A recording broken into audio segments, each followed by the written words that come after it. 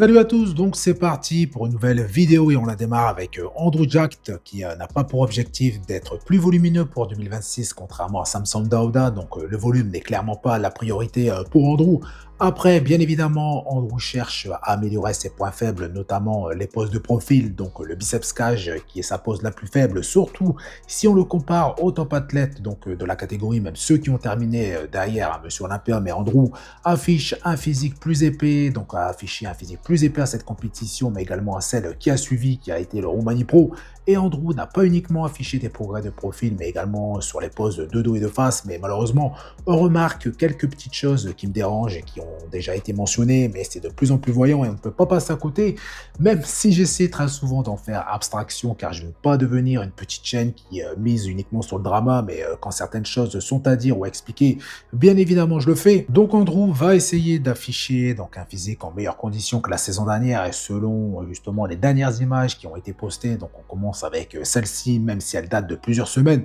Mais Andrew, avec cette photo, annonce la couleur. Il sera très certainement monstrueux et découpé pour beaucoup. Son physique est parfait pour viser le titre de Monsieur Olympia 2026. Mais avant ça, il y a celui de l'Arnold Classic US, même s'il doit aussi correspondre aux critères des juges et non uniquement des adeptes de body qui justement sont très nombreux à le voir battre Adi Chopin, si bien évidemment Adi participe à cette compétition, car avec les guerres, les déclarations de Donald Trump, etc., je doute que Adi puisse pénétrer sur le sol américain, hormis si bien évidemment Adi obtient une autorisation spéciale qui justement lui serait attribuée, car le président a été très clair par rapport à ses déclarations. Bien évidemment, pour le spectacle, j'espère que Adi Chopin sera présent et en pleine forme, mais encore une fois, les progrès de Andrew ou les retouches, donc on appelle ça comme on veut, mais beaucoup pensent que sa progression est tellement impressionnante qu'il sera en mesure de battre Adi Chopin à cet Arnold Classic.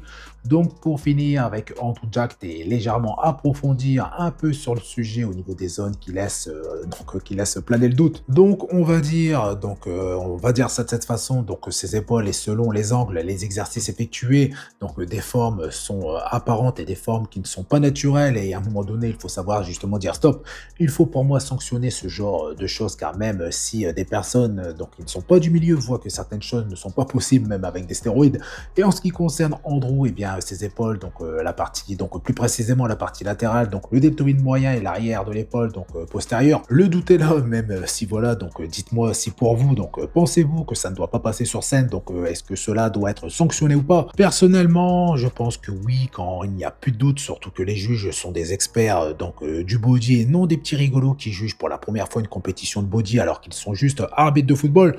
Donc après, je sais que dans le body de très haut niveau, tout est permis pour afficher entre guillemets le physique parfait et pas uniquement chez les hommes. Donc pour moi, si ça saute aux yeux, il faut dire stop. Step my foot on stage, Andrew Jacks have been named to reckon with. I've been climbing the ladder, first Olympia 2022, my debut year, where no one thought anything can happen. I got 8th place with COVID, second Olympia 5th, third Olympia 5th, fourth Olympia 3rd. So I'm definitely climbing the ladder, I'm knocking on the door, definitely. I'm a Christian, it says knock and it shall be open, so definitely I'm knocking and definitely to be open someday. So yes sir, it's gonna happen. Ensuite, on passe à la nouvelle vidéo de Samson Dauda. Donc, il a posté une nouvelle vidéo qui a encore impressionné et beaucoup pensent qu'il n'est pas nécessaire de monter aussi haut en termes de poids, car dernièrement, Samson a frôlé les 155 kilos et certains l'accusent même de mentir et même d'exagérer sur son poids. Et ce n'était pas la première fois, car quand tout le monde a commencé à parler de Samson, certains pros affirmaient qu'il n'y avait aucune chance qu'il pèse plus de 135 kilos, mais au fil des années, il pourrait y avoir assisté à sa transformation. Et je pense que pour certains d'entre vous, c'est la même chose, donc sa transformation a été incroyable.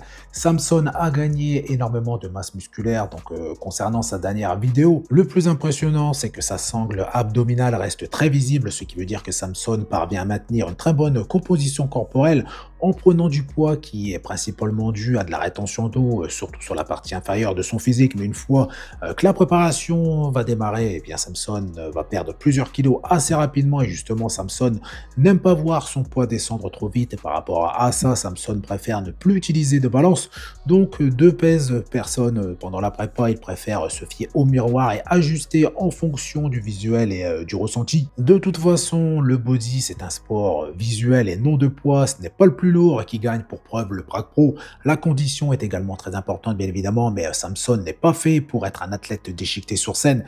Justement, comme Martin Fitzwater ou encore Adi Chopin, et Samson doit absolument quand même trouver le bon compromis. Ensuite, on enchaîne avec un update de Urs Kalsinski qui a posté une photo de son poids actuel qui est de plus de 130 kg et 2026 semble être l'année où beaucoup d'athlètes vont justement dépasser ce poids, donc les 130 kg, ce qui est énorme compte tenu de leur taille. Donc je suis d'accord que pour nous qui sommes habitués à entendre ce genre de poids dans énormément de mes vidéos ou même ailleurs, ça nous semble normal, mais non pour justement des gars qui mesurent pour la plupart entre 1m75 et 1m85, peser un poids aussi conséquent, ce n'est pas normal.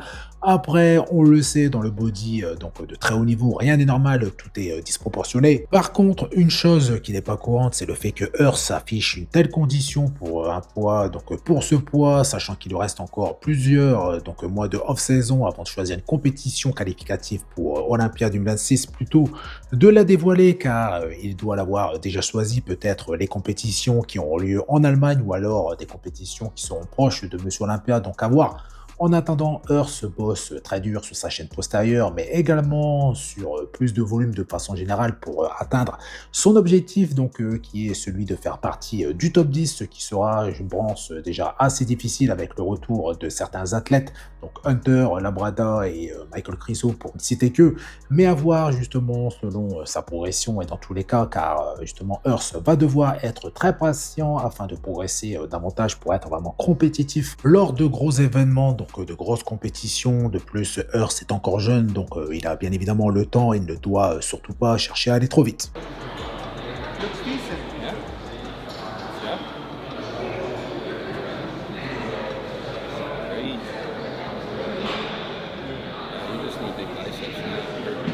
Arms in general still. I don't really, you can't have too big of arms, bro. Legs? What do you fucking need legs for, bro?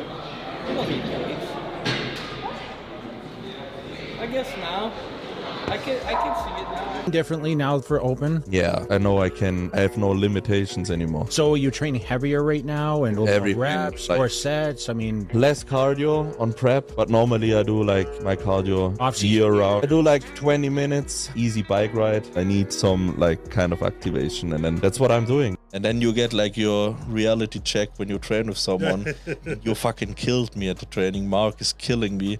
And I'm like, whoa, now I'm back again. Yes. So sometimes it's so important to train with someone. And I don't like these people like telling, yeah, I now have my program and I know how to train. But sometimes you need to open yourself up for something different and then learn so much more. I learned so much in our training because for me it was like shoulders, I did whatever and they grew. But now I like this kind of intensity we did and I adapted to my workout. Donc voilà, c'est tout pour cette petite vidéo. Donc comme habituellement, je compte sur vous pour faire péter les pouces bleus. Pensez également à vous abonner pour ne pas rater mes prochaines vidéos et je vous dis à bientôt. Salut!